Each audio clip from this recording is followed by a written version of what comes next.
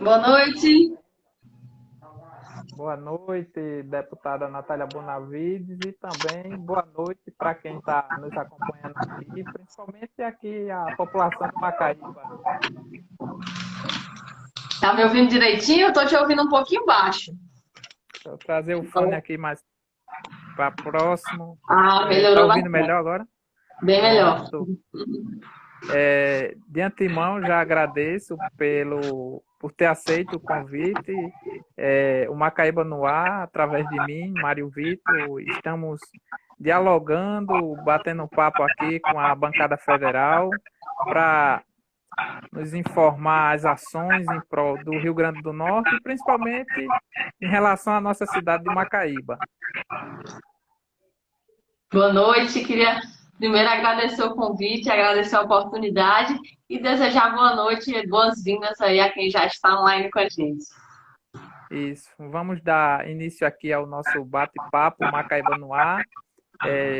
E durante aqui a transmissão, a gente vai mandando aquele alô para quem está nos assistindo, que as pessoas sempre ficam muito felizes quando a gente comenta aqui, quem tá comentando, está interagindo, do bairro que está nos assistindo. Deputada, Maravilha. vamos dar início falando sobre as suas ações em relação à nossa cidade.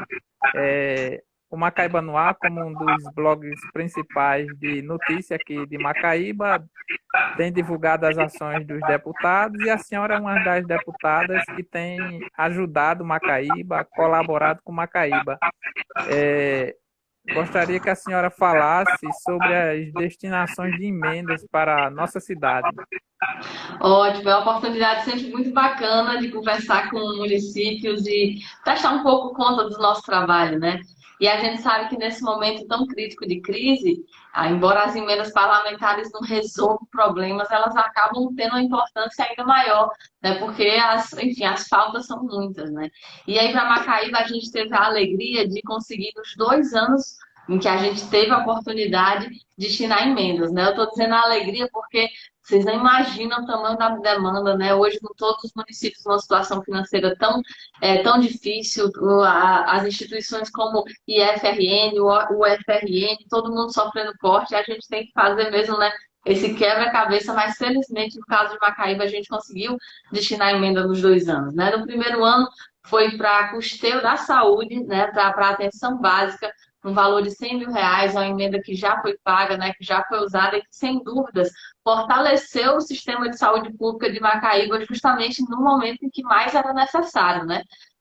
Quando a gente fez a escolha dessas emendas, a gente ainda nem imaginava como elas iam ser fundamentais, porque vinha aí uma pandemia, né, que se instalou e que teve tanto impacto nas nossas vidas, na vida de todo o povo potiguar, de todo o povo de Macaíba, né? Então, essa emenda para o custeio da atenção básica da saúde, ela foi muito importante e também teve uma emenda na área de segurança pública, mais especificamente voltada para a área das mulheres, né, da proteção, do combate à violência doméstica, no caso. E aí essa é uma emenda que ainda está em fase, né, de liberação, de execução, mas foi emenda de mais de 600 mil para o Estado, que vai fazer reformas onde tem delegacia da mulher e onde não tem, vai fazer a abertura de sala lilás. O que é uma sala lilás?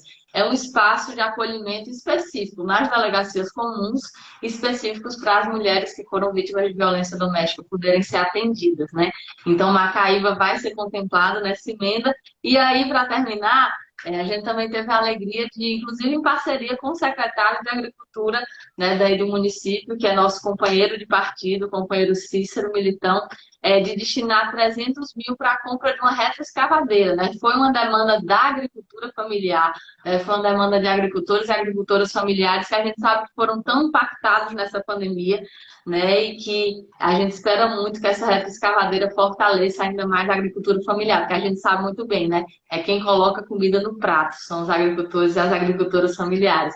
Então, essas foram as nossas emendas, por óbvio que a nossa atuação como um todo lá no Congresso, ela é pautada na defesa dos direitos dos trabalhadores potiguares, né? Então, por exemplo, quando a gente defendeu, eu fui coautora, inclusive, defendeu e aprovou a Lei Aldir Blanc, a gente pensava lá, poxa, os trabalhadores da cultura do nosso estado todo vão ter vão ser beneficiados por essa lei. Inclusive, da última vez que eu tive aí, eu conheci, né, eu tive uma reunião com o pessoal da cultura, conheci pessoas que foram contempladas com a lei, acolhi a demanda que teve, que era, alguns municípios não conseguiram executar o valor inteiro da Lei Aldir Blanc, do auxílio à cultura. E a gente levou essa demanda para o Congresso, recentemente a gente conseguiu, a bancada do PT, junto com outros partidos, conseguiu aprovar essa prorrogação para os municípios que não executaram tudo executarem. Então, tudo que a gente faz lá, né, não tenho dúvidas, é pensando em cada município aqui do nosso estado, pensando em como isso vai afetar a vida do nosso povo.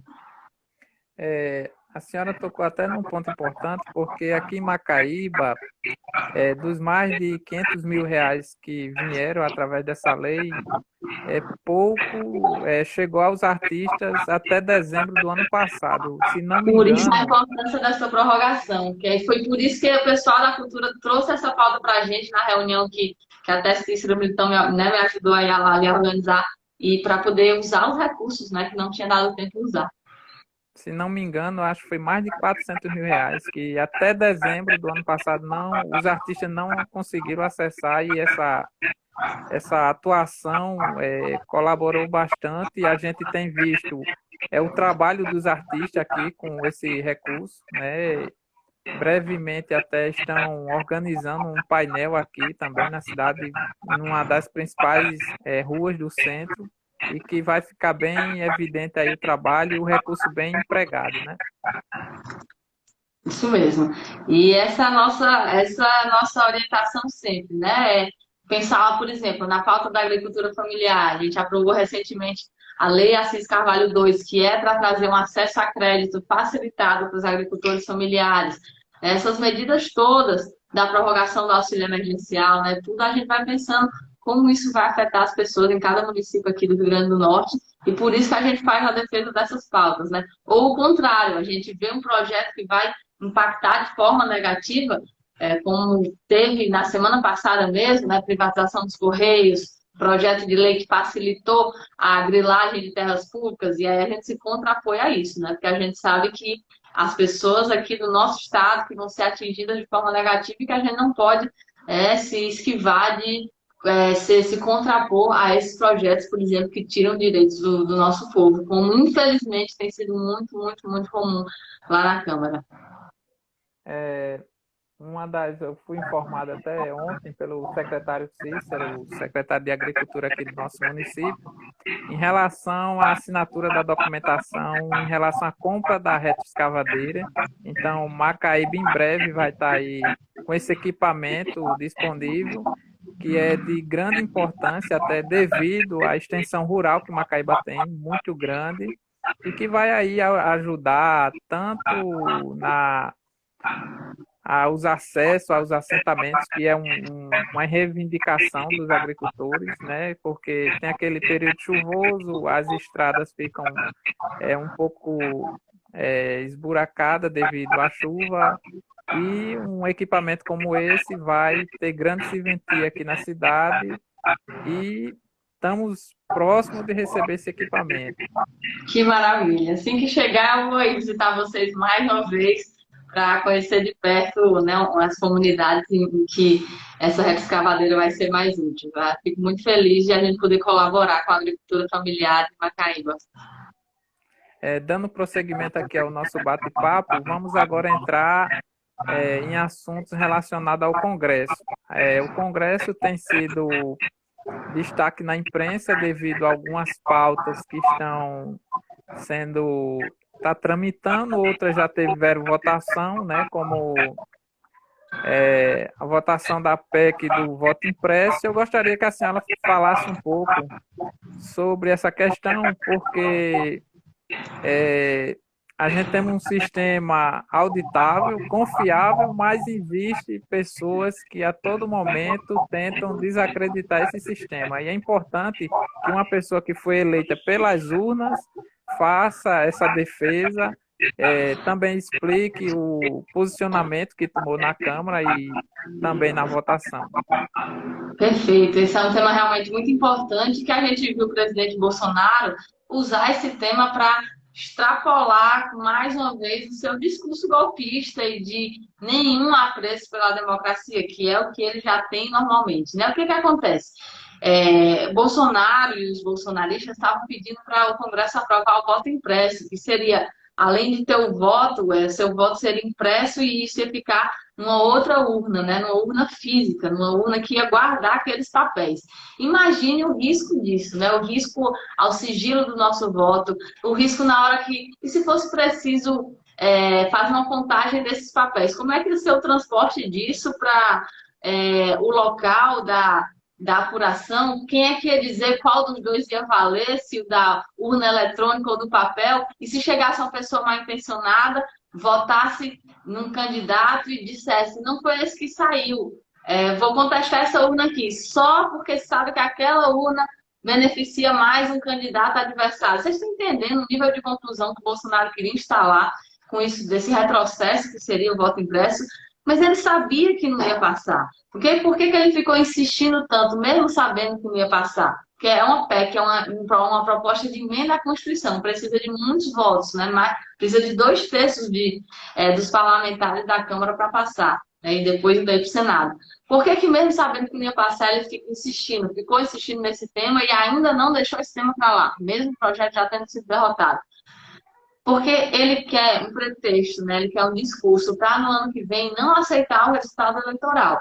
Desde que Lula teve reconhecida a ilegalidade que foi a prisão de Lula, desde que Lula teve reconhecida a ilegalidade que foi tirar Lula da disputa eleitoral, que Bolsonaro começou a se aperrear, né? Porque começaram a sair pesquisas que passaram todas a apontar Lula em primeiro lugar. Como, aliás, era em 2018, né? Que Lula ganharia, mas ele foi tirado da disputa por Sérgio Moro. Sérgio Moro virou ministro como prêmio e hoje a gente sabe, né? Hoje até o STF reconhece que isso não deveria ter acontecido. O resultado, o efeito colateral disso está aí, né? Um presidente que se comporta de maneira criminosa e que fez uma gestão da pandemia que já matou mais de 500 mil de brasileiros e brasileiras.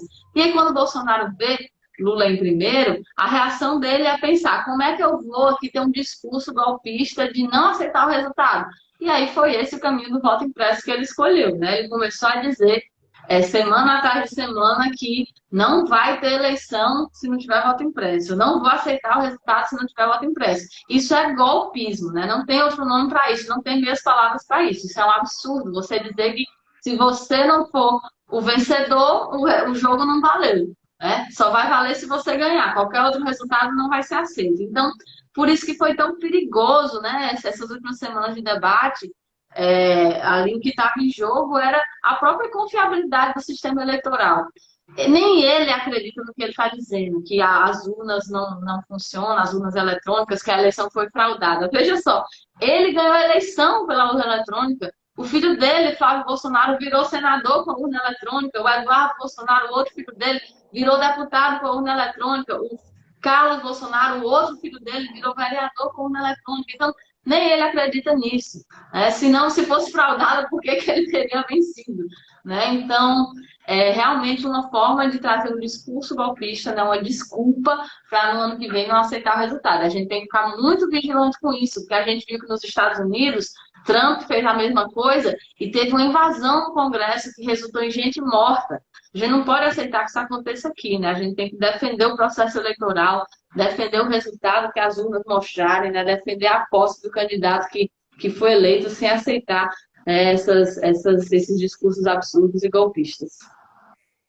Dando prosseguimento aqui ao nosso bate-papo, outro tema importante que pode mudar as regras do jogo em relação às eleições de 2022 está tramitando no Congresso, seria uma espécie de mini reforma eleitoral. Já teve a primeira votação, né, em primeiro turno, e eu gostaria de saber o posicionamento da senhora em relação à volta da coligação proporcional, também sua opinião sobre o Distritão, que foi rejeitado, mas é sempre importante a gente estar aqui falando e explicando para quem nos acompanha o que quer dizer essas palavras, porque não é comum, principalmente para a população mais vamos dizer assim, que não tá acostumada a ouvir esses adjetivos que significa essas palavras. Você está muito certo, né? É um tema que, às vezes, para a gente que está no dia a dia da política, que está no dia a dia desses processos eleitorais, parece até algo que é simples, mas não é, né? São regras muitas vezes super complexas, né? Complicadas e que, inclusive, tentaram passar algumas medidas, né, nessa semana que iam complicar mais. O PT apoiou quando teve fim nas coligações, né? Porque a gente acredita muito que os partidos políticos eles são instrumentos muito importantes na democracia, né? E que a democracia se fortalece mais quando a gente tem partidos que sejam, há uma definição, né? Você entenda que aquele partido ali defende ideologia tal, aquele outro defende ideologia tal. Porque o que acontece hoje no nosso país?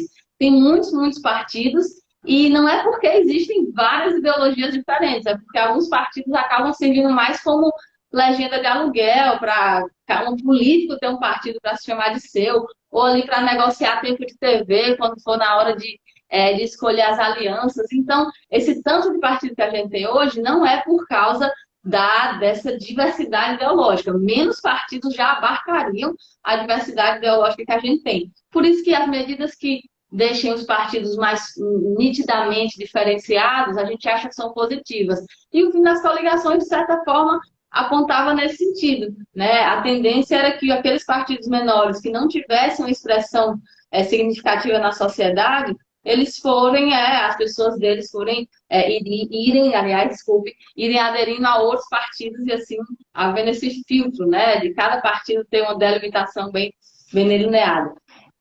Então, a gente considera que, apesar do PT ter votado a favor da coligação essa semana, não foi por achar que era o modelo ideal, foi porque existia a proposta de passar um modelo pior, que era o distritão. Então, houve realmente uma busca por um acordo na Câmara, que nem vai ficar como é hoje, que é sem poder, nem coligação, nem nada, nem vai ficar como outros setores queriam, que era o distritão, que eu vou já dizer como é. Vai ficar com a coligação, que foi o meio termo entre essas duas questões. O distritão é um sistema péssimo.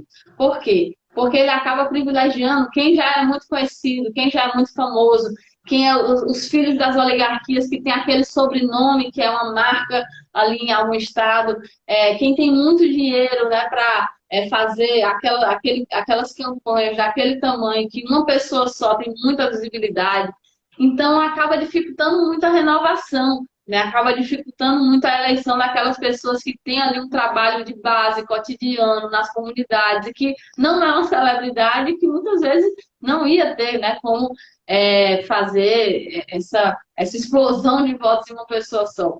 E tem outro problema, isso de novo enfraquece os partidos, porque você acaba votando muito mais na pessoa do que num projeto político, né? Porque um projeto político ele tem que ser coletivo, né? Se você vota em várias pessoas do mesmo partido, né, uma população vota em várias pessoas do mesmo partido, está entendendo que aquele partido teve aquele tanto de votos, então é aquela proporção que deve significar a presença desse partido na Câmara, nos parlamentos, né, na Câmara de Vereadores, nas Assembleias Legislativas, e o Distritão acabava com isso. Você só votava na pessoa, os outros votos dos candidatos iam para o lixo. Isso ignora que as pessoas que votaram nos candidatos que não foram eleitos, elas demonstraram ali, elas expressaram ali uma preferência por um tipo de ideologia ou outro, né? Por uma linha política ou outra. E aí é importante que esses votos sejam considerados, senão os votos dessas pessoas ficariam sem nenhum impacto, né? Mas felizmente isso não vai acontecer, né? O Distritão não passou na Câmara, a coligação passou, mas talvez no Senado isso seja revertido, a gente não sabe. Mas, por enquanto, é o que está posto, né, no texto aprovado na Câmara. Também passou a federação, que é uma coisa que não existiu ainda aqui no nosso país, né, nesse período da redemocratização, e que significa assim, é como se fosse uma coligação, mas ela não vale só para a eleição. Aqueles partidos continuam aliados depois das eleições, ou seja, se um partido A se juntou com o B na federação, para além da aliança eleitoral, eles vão passar aquele mandato todo trabalhando juntos, né? Como se lá na Câmara, aqueles dois partidos, é quase como se fossem um só, eles vão atuar em conjunto, eles vão ser um bloco ali, né? Que vai ser essa questão federação de partidos, Isso é mais positivo do que a coligação, na minha opinião, e de companheiros do PT, porque a coligação, às vezes, são interesses pontuais ali da eleição. E a federação não, aí é uma aliança mais programática, aqueles partidos têm tanto em comum que acham que foi possível não só se juntar na eleição, mas caminharem juntos ali por uma legislatura, né? Isso dá uma maior nitidez assim a essa questão, né? De o que um partido representa, o que aqueles partidos representam, do que a coligação, que muitas vezes é uma conveniência eleitoral, que nem às vezes nem significa identidade de projeto de país.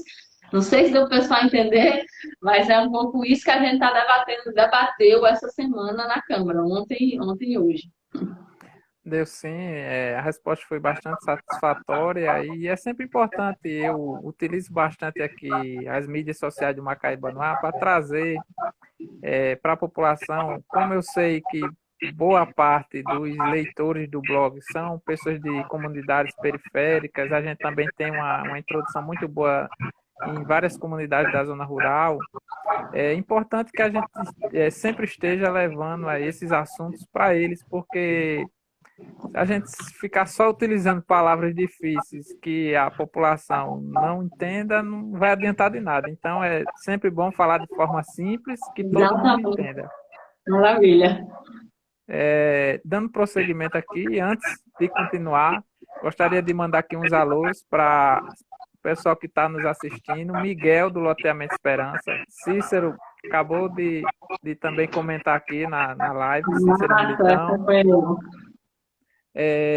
Jefferson da Brisa Neto também. Ceissa também sempre nos acompanhando. E ainda seguindo nessas pautas que estão em discussão no Congresso, a outra pauta que passou pelo Congresso, que agora foi para o presidente, foi em relação ao fundo eleitoral. Eu gostaria de saber sua opinião em relação a esse aumento, né? Que algumas pessoas defendem a volta do financiamento de empresas, outras preferem que continue da forma que está, mas desde que não haja um aumento de despesa para o poder público. Eu gostaria de saber a opinião da deputada. Nossa, esse é um tema super importante, que às vezes ele é muito mal interpretado, porque o fundo eleitoral ele tem uma importância enorme. Daqui a pouco eu vou explicar. Mas o que não tem cabimento é o que foi feito recentemente, no sentido do tanto que foi aumentado. A gente está no meio de uma pandemia, né? A pandemia não acabou. A gente teve uma série de gastos extraordinários para poder garantir vacina, para poder garantir a abertura de leitos da UTI. Então, o fundo é muito importante, mas o que teve posto recentemente foi um aumento muito maior do que deveria ter tido, né? Por que o fundo é importante? Muita gente acha que dinheiro público para campanha está errado. E aí, eu sei que às vezes você escuta isso e parece que faz sentido, está errado. Mas se a gente parar para pensar um pouquinho, a gente vai ver que o fundo é importantíssimo. Como é que, sem o fundo eleitoral, as candidaturas da classe trabalhadora elas ficam sem ter como ir para a rua, sem ter como ser financiadas. E aí aquelas candidaturas das elites, dos grandes proprietários, né, da burguesia, aí elas têm dinheiro de sobra. Então, o que acontece? Se a gente não tem um fundo público que financie campanhas, a regra é que ainda mais do que é hoje, e já é muito, só esteja no parlamento representantes de gente rica. Isso é uma distorção absurda, porque não corresponde a como é a população do nosso país. A gente tem a maior parte do nosso país que é classe trabalhadora, que se parar de trabalhar não vai ter o que comer não no outro mês, que depende do salário para viver. E outra parcela que sequer está tendo acesso a salário, sequer está tendo acesso a trabalho, não está conseguindo emprego, não está conseguindo nem trabalho informal. Então, como é que essas pessoas vão poder ser candidatas para chegar lá na Câmara e defender sua classe, defender política para emprego, defender os direitos trabalhistas, defender acesso à educação pública de qualidade para os setores pobres? Como é que essas pessoas vão chegar lá sem o financiamento? Então, por exemplo, um partido que defende muito o fim do fundo público eleitoral é o Partido Novo. O Partido Novo, ele é ali dos aliados dos banqueiros, né, dos grandes empresários. Não estou falando dos pequenos comerciantes, não, né, que esses aí são trabalhadores da classe trabalhadora. A gente está falando aqui dos grandes empresários. Se acabar o financiamento público, eles vão continuar tendo campanhas milionárias, né? Vão continuar tendo estrutura para chegar lá. Então, por isso a importância do fundo eleitoral, né? Inclusive, só aumentou o tanto de mulheres lá na Câmara de 2014 para 2018, porque o STF disse que o fundo público ia ter que ser assim. Se tem 30% de mulheres, tem que ter 30% de dinheiro para as candidaturas de mulheres. Só essa medida fez dobrar o número de mulheres que tinha. Ainda pouquíssimo, é baixíssimo, é irrisório ainda em relação ao que a gente é na população. Mas entendam que, se não fosse essa mudança, a gente ia ter continuado nos patamares de antes, né? Com metade do número. Então, é muito importante ter fundo, mas, como eu falei no começo, uma coisa é defender o fundo público eleitoral, que continuarei defendendo. Enquanto a gente não tiver uma sociedade igualitária em que não haja essa enorme diferença, né, entre quem não tem, às vezes, nem dinheiro para comer e quem tem dinheiro para ter muita propriedade. Mas o tamanho do aumento que houve, aí ele precisaria ter compreendido o momento que a gente está vivendo agora, né, de crise econômica, de pandemia. Então, essa foi a crítica que tivemos ao valor do aumento, mas isso não significa que seja uma crítica à existência do fundo, porque ele está lá para garantir que quem é da classe trabalhadora também tem a chance de disputar a eleição, de acessar o parlamento, e não só gente que é ligada a banqueiro, gente que é ligada a grande proprietário, gente que é ligada ao mercado financeiro. É mais ou menos essa aí nossa posição em relação ao fundo. Pronto, bastante bem explicado. A gente está chegando aqui já na reta final do nosso bate-papo, porque a deputada também tem outros compromissos, mas a gente vai fazer uns novos convites, e tanto ainda esse ano e quanto no próximo. Eu gostaria só que, para finalizar, a senhora definisse em uma palavra Lula e a governadora Fátima Bezerra, em uma palavra para cada um. Nossa, lutadores. Acho que essa palavra se aplica tanto para o companheiro Lula quanto para a companheira Fátima. São duas pessoas que têm dedicado suas vidas para defender os direitos da classe trabalhadora brasileira, para defender a educação pública para os filhos de trabalhadores, para defender saúde pública para todo mundo, né? E não só saúde para quem pode pagar.